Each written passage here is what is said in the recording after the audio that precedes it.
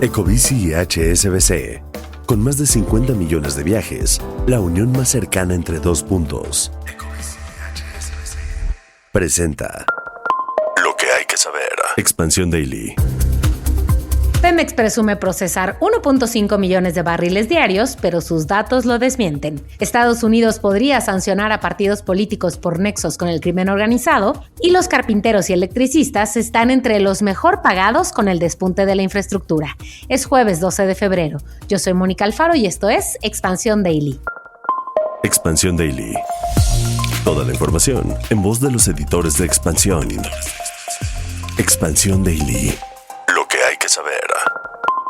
Te doy la bienvenida a este episodio de Expansión Daily. Suscríbete y activa las notificaciones de este podcast para que no te pierdas ninguno de nuestros episodios. Hoy está conmigo Diana Gante, reportera de Empresas en Expansión. Diana, ¿cómo estás? Hola Moni, buenos días. Es un gusto estar nuevamente por acá con datos de Pemex, otros datos y mucha información. Híjole, es que ahora sí aplicó la famosísima yo tengo otros datos, porque a ver, Pemex presume procesar 1.5 millones de barriles diarios, pero literalmente sus datos, su PowerPoint, su presentación lo desmienten. ¿Cómo está este asunto, Diana? Fíjate que la semana pasada, durante una de las conferencias mañaneras de la presidenta Claudia Sheinbaum, se presumieron los logros que Pemex alcanzó durante 2025 y las promesas que se esperan cumplir para 2026.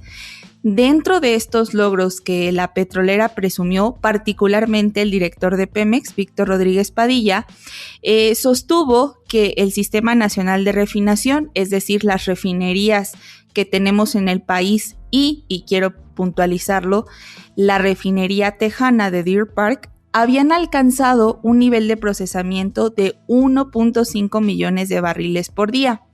Sin embargo, Moni, en la presentación que literalmente tenía el director de Pemex atrás de él, se mencionaba o se observaba que el nivel de procesamiento era de 1.2 millones, casi 1.3 millones de barriles los que se habían procesado el año pasado. Así que bueno, pues sus datos lo contradecían en ese mismo instante.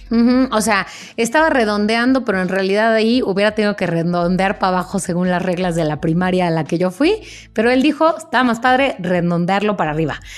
Bueno, además, las estadísticas de Pemex muestran en su base de datos durante 2025 que el promedio de procesamiento de petróleo crudo fue de 1.014.000 barriles por día, que sumados a los 262.000 barriles procesados por Deer Park, da un total de 1.276.000 barriles diarios. O sea, esto, si entiendo bien, Dana, y confírmanos, porque para no hacernos bolas entre tantos números, los datos de Pemex confirman lo que decía la presentación, no tanto lo que estaba diciendo el director general de Pemex, ¿correcto? Así es, estamos hablando de que el director, al redondear la cifra, pues nada más estaba aumentando alrededor de 215.000, 214.000 barriles de procesamiento por día, que es prácticamente lo que procesa una refinería de las de buen estado en México, o sea que no, buena diferencia. No sé de dónde lo sacó.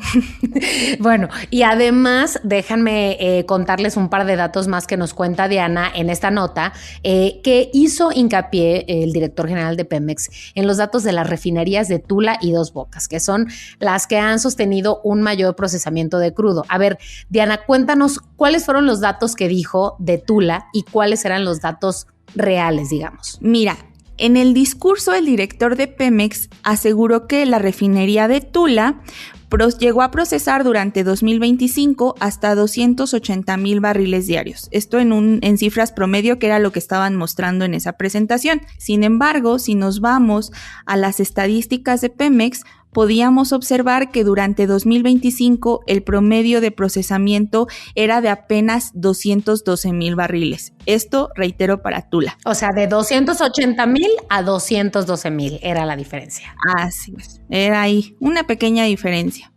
Ahora, si vemos el discurso de Dos Bocas, él presumió que la refinería había alcanzado niveles de procesamiento de hasta 320,000 barriles diarios.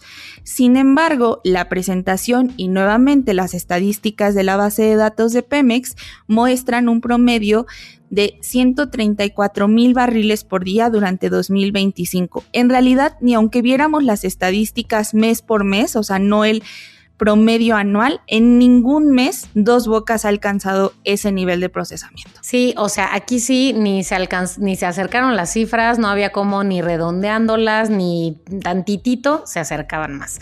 Y ahora, Diana, pasemos del sector energético a otro que también es pilar, por ejemplo, en la relación que tenemos con Estados Unidos, que ya de por sí está bajo la lupa, y hablo del tratado comercial del famosísimo TEMEC. Un estudio del Saitman Research Institute en la Universidad Estatal de Arizona revela que casi el 86% de las empresas de este estado considera que Arizona va a sufrir de impactos negativos si el TEMEC no llega a buen puerto en 2026. Y esto es porque, a ver, México es el principal socio comercial de Arizona, muy por encima, por ejemplo, de Canadá, y es que es el ancla de una relación productiva que sostienen cadenas de suministro, que sostienen empleos, que sostiene la competitividad de toda la región. Y para que lo dimensionemos correctamente, les cuento datos oficiales de comercio de Estados Unidos. El estado, Arizona, exportó 32,400 millones de dólares en bienes y servicios, con un crecimiento de 7.5% frente al 2019, que fue el último año completo bajo el TLC-CAN. Y en 2024, cerca del 28% de las exportaciones del estado tuvieron como destino, sorpresa, México, en contraste con el menos de 9% que se fueron a Canadá. Así que la relación es muy importante. Este es el claro ejemplo de que antes de tirar la piedra hay que voltear a ver quién está del otro lado, porque en caso de que Estados Unidos tomara, y particularmente Donald Trump, una decisión radical de una ruptura de este tratado trilateral o trinacional que ahora avanzó a lo que es el TEMEC, pues podría tener efectos inmediatos y directos para uno de sus estados que tiene esta relación comercial. Recordemos que sí México, pero realmente la fortaleza de comercio está entre Arizona, que es un estado de Estados Unidos, y Sonora, que es un estado de México. Entonces, el nivel de comercio y de fluidez logística que podría perderse es gigantesco. Y a ver, hablemos de cuáles son los sectores que están más expuestos ante un escenario de ruptura. Estamos hablando de la industria aeroespacial, de la industria automotriz, de la agricultura, de la logística y de la manufactura avanzada. Estamos hablando de que por eso las empresas anticipan que sin este tratado los aranceles sustituirían al comercio libre, y esto, como ya sabemos, va a tener efectos primero presionando los márgenes de las empresas y después llegando a ¿quién? Pues a los consumidores. Además, esto implicaría que dentro de Arizona y dentro de mismo Sonora, los proveedores locales tendrían que relocalizarse dentro de un comercio, pues digamos, en su país, ¿no? En este caso Arizona dentro de Estados Unidos, México, o más bien Sonora dentro de México, lo que podría realmente llevar entre 3 y 5 años para volver a alcanzar una estabilidad donde vuelva a haber inversiones elevadas y pues digamos precios competitivos. De lo contrario, los precios finales, como ya bien lo mencionas, van a seguir siendo muy altos de estos productos que ya mencionabas. Y esa es la razón por la que más de 2 docenas de cámaras de comercio del estado de Arizona se sumaron a una coalición nacional de más de 500 organizaciones empresariales y agrícolas que dijeron: aquí le vamos a enviar una carta a la administración de Donald Trump para pedir la preservación del TEMEC, en el que además explicaron que el acuerdo sigue siendo, lo que estábamos diciendo, crucial para el futuro económico del país, no solo del estado, sino del país, a pesar de los problemas de cumplimiento que sí, claro, requieren ajustes. Y Diana, si la relación con Estados Unidos ya es compleja en lo económico, compleja por decirlo menos, en el terreno político y de la seguridad, las señales también se ponen híjole, delicadas. Es que la relación entre autoridades e integrantes del crimen organizado en México, pues ha causado alertas ya en el pasado y sigue presente. Digo, está el ejemplo de la detención de Diego Rivera, el alcalde de Tequila en Jalisco, por presunta extorsión. Pero ahora tenemos un elemento que plantea el riesgo de que Estados Unidos emita sanciones contra un partido político o que pueda ser designado como terrorista, o sea, por tener nexos con el crimen organizado. Y esto no sería una sorpresa porque recordemos que ya pasó hace casi un año. Estados Unidos designó a 6 organizaciones criminales como organizaciones terroristas extranjeras y terroristas globales, especialmente designados. Con esto, las autoridades estadounidenses tienen la facultad de tomar medidas, que eso es lo que importa. ¿Cuáles son las consecuencias de esto? Que pueden desmantelar su presencia y neutralizar su capacidad si es que representan una amenaza. Así es, fíjate que la clasificación en caso de que Estados Unidos, que bueno, realmente para Donald Trump le sobran pretextos para buscar maneras de intervenir países. Si esto llega a suceder, si la situación se sigue complicando entre casos de corrupción, extorsión y se les clasifica a los partidos políticos o a algunos partidos políticos mexicanos como organizaciones terroristas, pues esto implicará que dentro de los gobiernos locales, el gobierno de Estados Unidos pueda intervenir, básicamente tomar acciones en contra, designar, más bien abrir procesos penales en Estados Unidos contra miembros de estos partidos políticos o personas relacionadas con ellos y tratarlos como terroristas. Y yo creo que el hecho de que se lleven a un candidato de N partido a Estados Unidos acusado de terrorismo no es un menor cargo. No, no es para nada cosa menor. Y a ver, Lidia Arista, que es nuestra colega autora de esta nota, habló con los especialistas y, por ejemplo, Andrés Sumano, que es profesor del Colegio de la Frontera Norte, le dijo que, bueno, si bien no es nuevo que la complicidad entre grupos criminales y políticos existen, pero que miembros de la organización criminal gobiernen, es un fenómeno que ha ido escalando y que tiene que ver, sin duda, con el dominio y el poder que tienen los cárteles, ¿no? También habló con Ruslan Posadas, que es politólogo y catedrático de la Universidad Autónoma de la Ciudad de México, y dijo que el gobierno de los Estados Unidos ya tiene súper armados los expedientes y los vínculos de quién es quién y quiénes tienen la política y sus alianzas con el crimen organizado, y que si se vinculara directamente a líderes o a funcionarios partidistas con el crimen, sería devastador para el espectro partidario mexicano. Así es, hay que recordar que Diego Rivera, este exalcalde de Jalisco, de Tequila, Jalisco, no es el único gobernante que ya se le han achacado algunos supuestos vínculos con el crimen organizado. Según los expertos, en los últimos años se han documentado más de 20 casos de alcaldes o exalcaldes que han tenido alguna relación con cárteles del crimen organizado, pero básicamente ningún partido se salva, Moni. Sí, lo que pasa es que tenemos mala memoria y nos infartamos cuando es el de enfrente. Pero de hecho aquí aprovecho para contarles que el episodio de hoy de Política y otros datos habla no solo sobre este caso de Tequila, pero sobre cómo se vinculan estos casos de crimen y extorsión alrededor de estas autoridades. Les dejamos la liga, como siempre, en la descripción de este episodio. Y ahora demos un giro de tema, pero híjole, igual vamos a temas riesgosos, porque pasamos de las amenazas del crimen organizado a las que vienen del mundo digital y de la tan querida pero temida también, al mismo tiempo, inteligencia artificial. Y es que casi la mitad de los expertos en ciberseguridad navega a ciegas ante la IA. Fíjate que, de acuerdo con un estudio realizado por Indram Insight, cerca de la mitad de los directores de seguridad de la información reconocen que hay muy poca o nula confianza para evaluar los riesgos asociados al uso de inteligencia artificial, lo que básicamente significa que mientras las áreas de negocio avanzan, los equipos de seguridad lo hacen a tientas.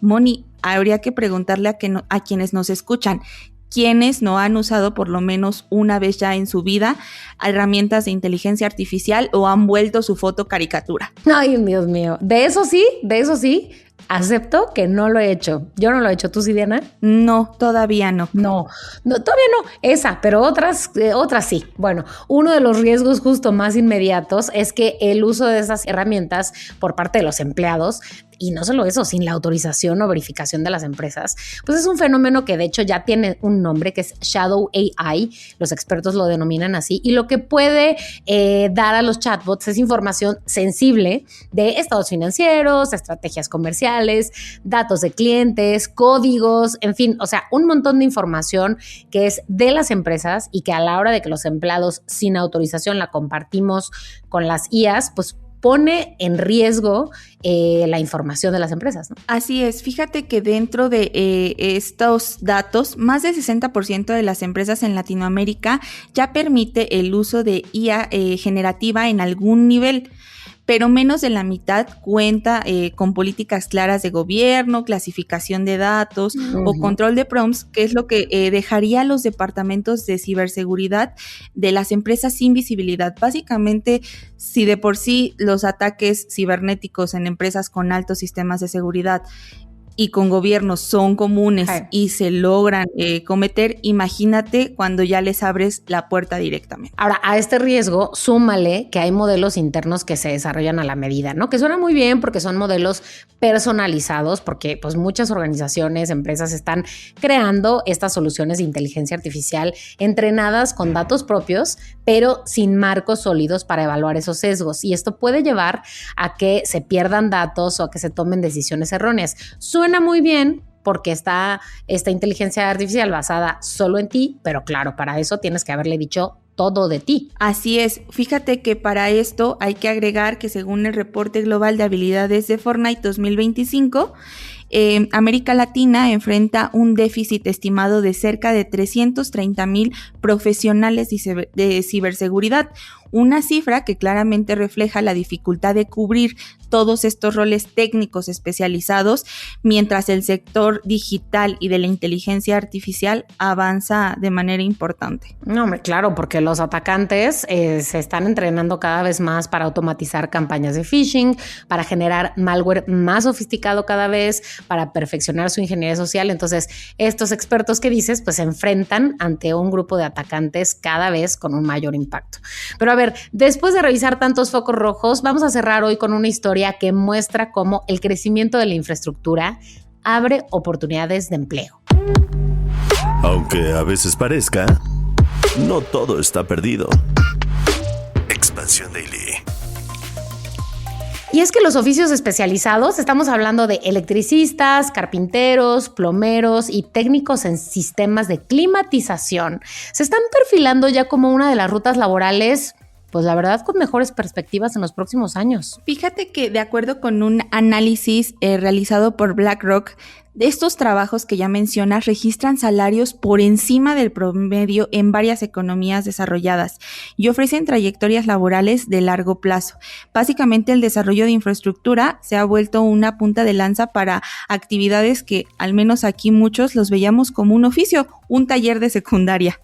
Y a ver, ojo, porque ya estoy leyendo a los podescuchas diciendo, ¿cómo crees que un carpintero hoy va a tener un mejor empleo que un, no sé, ingeniero, profesionista, maestro, alguien con una maestría? Pero estamos hablando aquí de perspectivas para los próximos años, porque además muchas de estas carreras se apoyan en esquemas de aprendizajes que lo que te permiten es trabajar y capacitarte al mismo tiempo, reduciendo los costos de entrada en comparación con trayectorias, por ejemplo, lo que estaba yo diciendo, que requieren una educación universitaria, y las oportunidades de los oficios especializados pueden ser ese camino, digamos, atractivo hacia la movilidad económica para muchas personas, ¿no? Porque además requieren de cosas que la inteligencia artificial, Diana, no puede tener. Así es, justo como comentábamos en la nota anterior de empresas que ya pueden crear modelos de inteligencia artificial para hacer ciertas labores.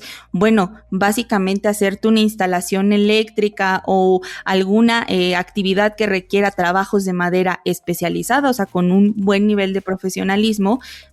Prácticamente ChatGPT no puede venir a hacerlo todavía. Entonces es un nivel de tecnicismo, pero manual, que hoy la inteligencia artificial todavía no puede sustituir. Sí, la estimación de BlackRock es que el mundo enfrenta una necesidad de inversión en infraestructura cercana a 85 billones de dólares en los próximos 15 años. Y esta inversión va a estar destinada pues a modernizar sistemas que ya existen, a construir nuevas redes de transporte, de energía, de agua, de telecomunicaciones, de infraestructura digital. Y bueno, la infraestructura no puede diseñarse, construirse, operarse ni mantenerse sin el factor del capital humano. Entonces, estos trabajadores especializados son un insumo central del crecimiento económico que está vinculado pues directamente a esas inversiones. Así es, fíjate que el aumento en la demanda de oficios especializados, que ya lo reiterábamos, podrían verse hace muchos años como oficios, pero hoy son trabajos que requieren altos niveles de capacitación, pero que ya, como comentaba, se va desarrollando durante básicamente el trabajo. Pues bueno, esto corresponde o responde más bien a factores demográficos, ya que una parte importante de la fuerza laboral actual en construcción y electricidad se acerca a la edad de retiro. Entonces, hay un relevo generacional que ocurre en este momento en los proyectos de infraestructura, lo que los vuelve más complejos,